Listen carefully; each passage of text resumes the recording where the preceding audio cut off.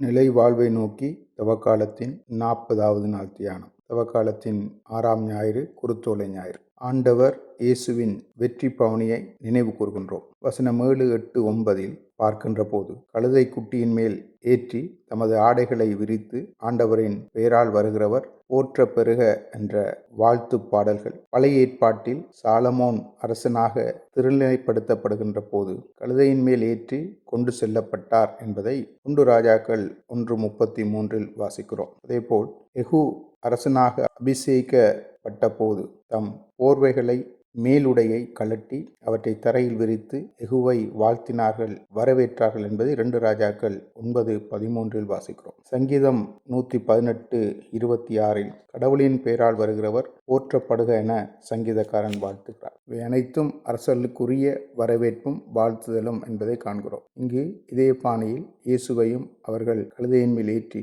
மிகுந்த ஆர்ப்பரிப்புடன் தம் ஆடைகளை விரித்து அவரை வாழ்த்தி பாடி அழைத்து சென்றார்கள். தமக்கான ஒரு அரசனாக அவர்கள் ஏற்றார்கள் என்பதை இது காண்பிக்கிறது. ஆனால் அவரின் அரசாட்சி அமைதியின் அரசாட்சி, யுத்தம் புரிந்து இரத்தம் சிந்துதல் அல்ல.